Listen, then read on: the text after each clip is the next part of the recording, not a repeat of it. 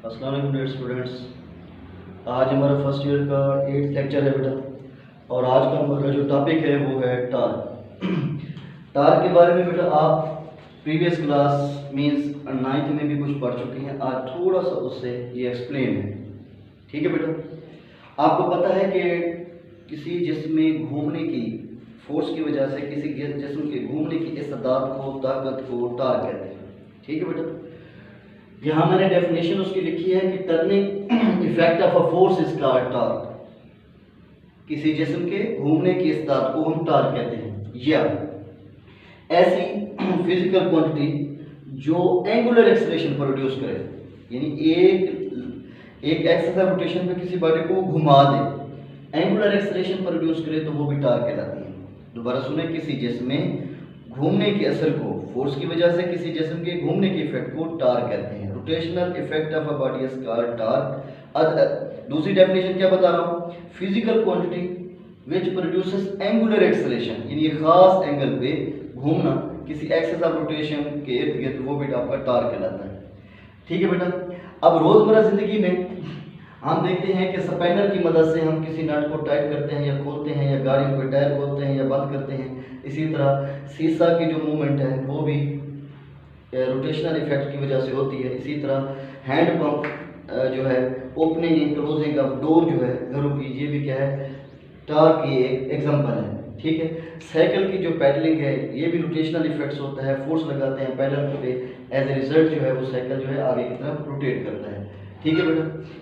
Torque का जो formula है वो क्या है बेटा, आर एफ। यहाँ आर जो है ये मूवमेंट आर्म है, और एफ जो है ये फोर्स है, मूवमेंट आर्म एंड फोर्स, ठीक है बेटा। सपोज बेटा मेरे पास ये स्पैनर है,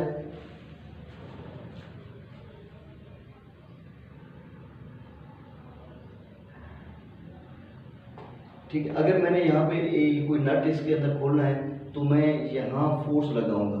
अब ये पाइवोट पॉइंट है, यानी घूमने वाला पॉइंट है। इस पॉइंट और जहां तक हमने फोर्स लगाई, इसके दरमियान ये जो फासला बनता है, that is called movement arm. क्या कहलाता है बेटा, ये मूवमेंट आर्म कहलाता है, और ये फोर्स। इसलिए हम कहते हैं कि cross product of movement arm and force is called torque. अब ये जो पॉइंट होता है, ठीक है, ये इस पॉइंट में से जो लाइन गुजरती है, that is line is called axis of rotation.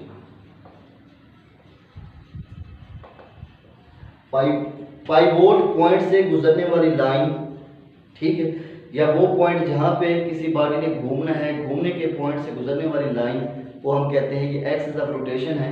और वो line along which force acts, ठीक है। और ये जो लाइन है, परपेंडिकुलर लाइन जो है, इसको हम कहते हैं, ये क्या है, line of action of force, line of action of force.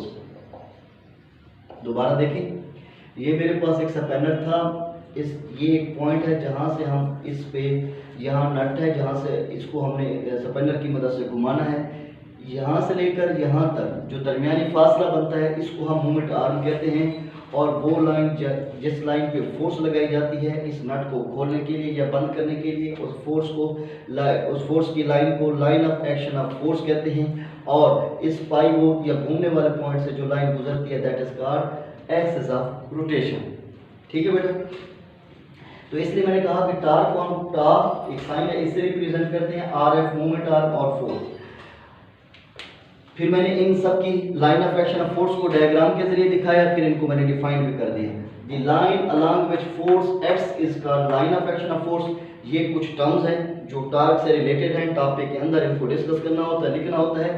ये आपकी जो लाइन है, ये लाइन आपकी जो है, ये line of action of force कहलाती है, जिस पे आप फोर्स लगा रहे हैं, ठीक है बेटा। परपेंडिकुलर डिस्टेंस है यहाँ से लेकर यहाँ तक, distance between line of action of force and axis of rotation is called movement arm. ये देखें, ये परपेंडिकुलर डिस्टेंस है, ठीक है, ये एक्सिस ऑफ, ये उसके भी परपेंडिकुलर है और फोर्स के भी परपेंडिकुलर है, इसके दरमियान भी 90 का है। यहाँ देखें तो ये 90 का। इसलिए मैंने कहा कि ये क्या है, परपेंडिकुलर डिस्टेंस है between line of action of force and axis of rotation is called moment arm. ये दोनों ही मैं बता चुका हूं कि एक्सिस ऑफ रोटेशन क्या है और line of action of force क्या है। Line of action of force क्या है, वो लाइन जिसकी जिस डायरेक्शन में फोर्स अप्लाई हो। एक्सिस ऑफ रोटेशन क्या है, वो एक्सिस जिसके इर्द गिर्द बॉडी रोटेट करता है उसको एक्सिस ऑफ रोटेशन कहते हैं। अब एक्सिस ऑफ रोटेशन और line of action of force के दरमियान जो डिस्टेंस है that is called moment arm. जितना बड़ा मोमेंट आर्म होगा उतना ज्यादा आप टॉर्क प्रोड्यूस कर सकते हैं, जितना ज्यादा आप फोर्स अप्लाई करेंगे उतना ज्यादा टॉर्क पैदा होगा। इसलिए मैंने इनको कहा कि ये क्या है बेटा, फैक्टर ऑफ टॉर्क है। टॉर्क जो है वो डायरेक्टली रिलेटेड है मूवमेंट आर्म से और फोर्स से। जितना बड़ा मूवमेंट आर्म होगा उतना ज्यादा टॉर्क प्रोड्यूस होगा, और इसी तरह जितना ज्यादा फोर्स लगाएंगे उससे उतना ज्यादा टॉर्क जो है वो प्रोड्यूस होगा। अब मेरे पास सपोज ये एक स्पेनर है, अगर मैं यहाँ पे कुछ पॉइंट बनाता हूँ मूवमेंट आर्म पे, सपोज ये मेरा एक 1 पॉइंट है, इस पे मैंने फोर्स लगा के देखिए ये F1 फोर्स है, ये F2 फोर्स है, ये F3 फोर्स है और ये F4 फोर्स है। अगर मैं गौर करूँ, ठीक है, तो जो पॉइंट ये मूवमेंट आर्म है, ये छोटा मूवमेंट आर्म है यहाँ पे, इसलिए जितना मूवमेंट आर्म छोटा होगा, ठीक है, क्योंकि ये डायरेक्टली रिलेटेड है, फोर्स ज्यादा मूवमेंट आर्म ज्यादा तो टॉर्क ज्यादा पैदा होगा। अगर ये छोटा मूवमेंट आर्म है तो आपको मूवमेंट आर्म छोटा यानी कम हो जाएगा, तो फिर रोटेशन जो है वो भी क्या हो जाएगी, कम हो जाएगी। इसलिए ये जो जितना ये फोर्स F फोर्स जो है ये ज्यादा रोटेशन जाके पैदा करेगी, ठीक है, ये ज्यादा टॉर्क पैदा करेगी और मूवमेंट आर्म बड़ा हो जाएगा। क्या बेटा, मूवमेंट आर्म भी बड़ा हो जाएगा और फोर्स भी ज्यादा वो करेगी, पैदा हो जाएगी, और जिसकी वजह से हम इसे आसानी के साथ इस नट को खोल सकेंगे। जितना बड़ा मूवमेंट आर्म होगा उतना ज्यादा हम आसानी के साथ टॉर्क प्रोड्यूस कर सकते हैं। सेम हमारे घरों में हैंड पंप होता है, अगर जो वो हमारा जो हैंड पंप है उसकी जो हत्ती होती है, अगर उसका साइज छोटा हो तो हमें उसको पंप करके पानी निकालने में दुश्वारी पैदा होगी, ठीक है। अगर बिल्कुल ना हो तो हम उसको घुमा ही नहीं सकते, पानी नहीं निकाल सकते। इस तरह अगर उसके मूवमेंट आर्म को बढ़ाते जाएंगे तो रोटेशन जो है वो आसान हो जाएगी और फोर्स ज़्यादा आसानी के साथ अप्लाई करके रोटेशनल इफेक्ट प्रोड्यूस करके नीचे से हम पानी को पंप करके ऊपर ला सकते हैं, ठीक है बेटा। अब मैंने कुछ ये टर्म बताई, line of action of force, movement arm, axis of rotation. दोबारा बता देता हूँ, line along which body can rotate is called axis of rotation, ठीक है। अब देखें, अगर ये जो फोर्स है बिल्कुल मूवमेंट आर्म ना हो, अगर हम यहाँ निकालें ये बिल्कुल ऐसे हो जाएगा जैसे हमारा घरों का हैंड पंप होता है, हम हत्ती निकाल लें तो फिर कैसे पानी होगा, पानी नहीं निकलेगा, रोटेशन नहीं होगी। इसलिए जब हम इस line of action of force को एक्सिस ऑफ रोटेशन की लाइन में से पास करा दें, फोर्स को हम एक्सिस ऑफ रोटेशन की लाइन में से पास करा दें, लेकिन उस पे लगाएं, यानी पॉइंट ऑफ पाइवोट पे लगाएं, घूमने के पॉइंट पे लगाएं, मूवमेंट आर्म जीरो हो जाएगा, कोई रोटेशन प्रोड्यूस नहीं होगी, ठीक है। इसलिए मैंने ये इंपॉर्टेंट पॉइंट था इंटी टेस्ट के हवाले से, तो मैंने इसको हाईलाइट कर दिया कि if the line of action of force passes through the axis of rotation, तो फिर मूवमेंट आर्म नहीं बचेगा, इसलिए वो क्या हो जाएगा, sin 90 = 0 हो जाएगा, ठीक है। अगर अब देखें, हमने टॉर्क जो प्रोड्यूस करना है वो जिस बॉडी पे लगाते हैं, अगर उस बॉडी के छोटे छोटे पॉइंट्स के दरमियान डिस्टेंस कम या ज़्यादा ना हो, पार्टिकल अपनी जगह पे फिक्स रहे, तो ऐसे बॉडी को हम रिजिड बॉडी कहते हैं। याद रखिए कि टॉर्क को प्रोड्यूस करने के लिए हम रिजिड बॉडी इस्तेमाल करते हैं, ताकि उस पर फोर्स अप्लाई करने से उसके पार्टिकल के दरमियान डिस्टेंस कम या ज़्यादा ना हो। तो if the distance between any points of the body remain constant, बदले नहीं, ना कम हो ना ज़्यादा हो, तो ऐसा बॉडी क्या कहलाता है, रिजिड बॉडी कहलाता है, ठीक है बेटा। अब देखिए बेटा, ये हमारे पास ये एक हमारे पास रिजिड बॉडी है, ये हमारे पास क्या है बेटा, एक रिजिड बॉडी है। दोबारा इसको मैं स्पिन कर देता हूं,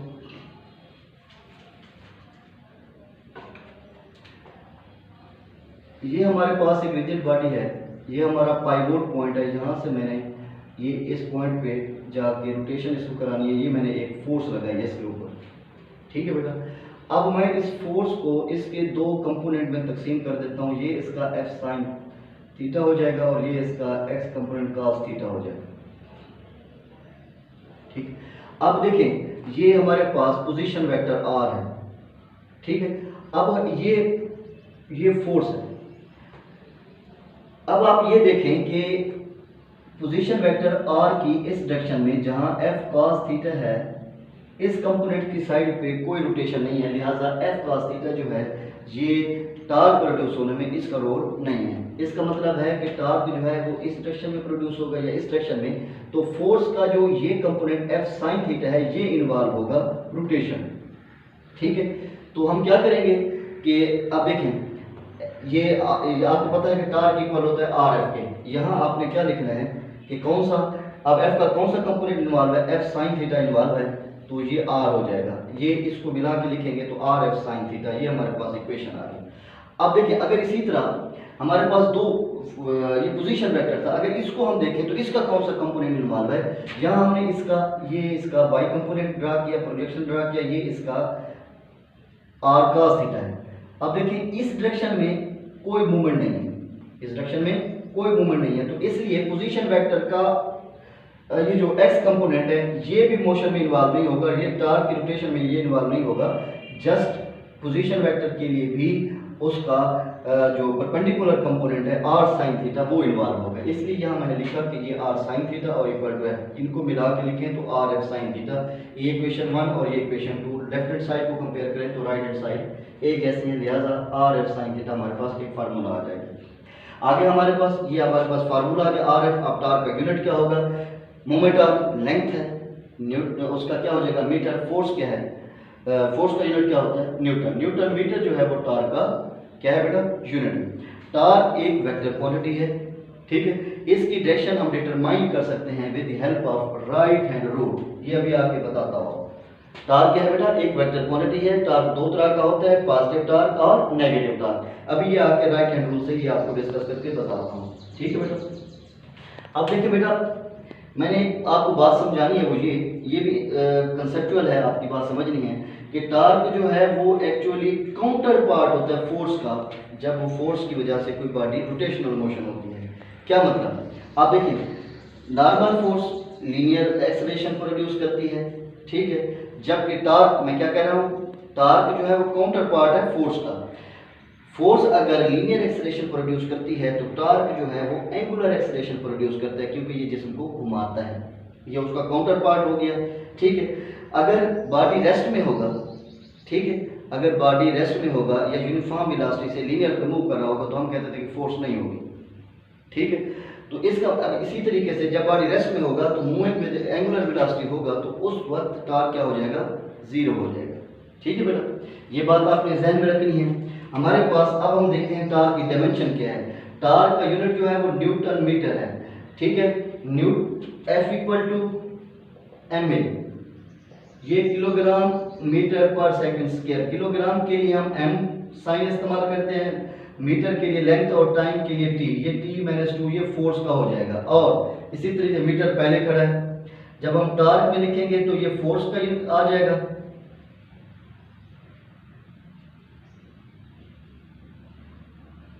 ये दूसरा मीटर जो मैंने डाला है वो न्यूटन मीटर की इसकी लेंथ आ जाएगी जो कि L आ जाएगी। मीटर की लेंथ क्या आ जाएगी, L।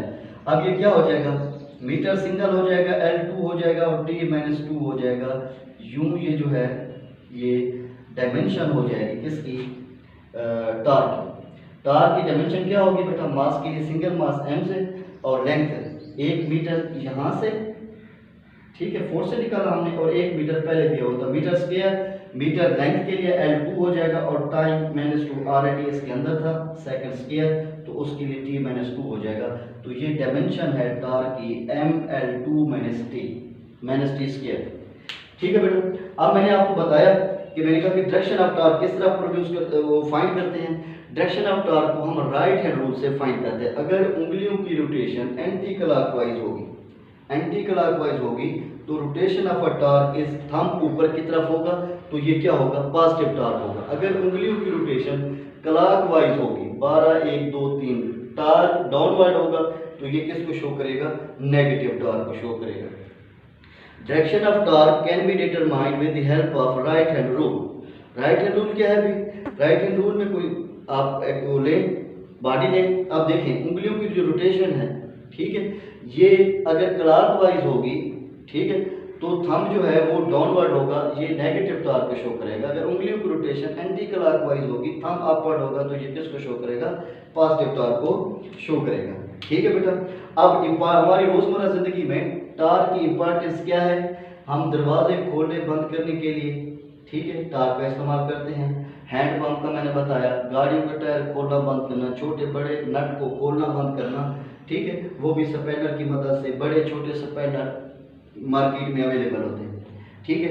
इसके अलावा आपके पास मुख्तलिफ इलेक्ट्रिक मोटर्स होती हैं जिनको आप यूज़ करते हैं वैक्यूम क्लीनर में, डिश वॉशर में, कंप्यूटर प्रिंटर में, वीडियो कैसेट में, वाटर पंपिंग स्टेशन पे।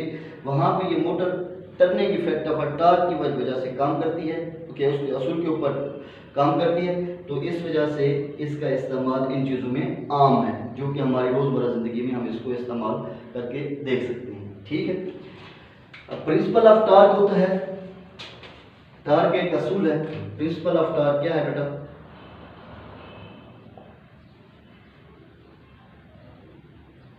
याद रखें, क्लॉकवाइज टार्क इक्वल टू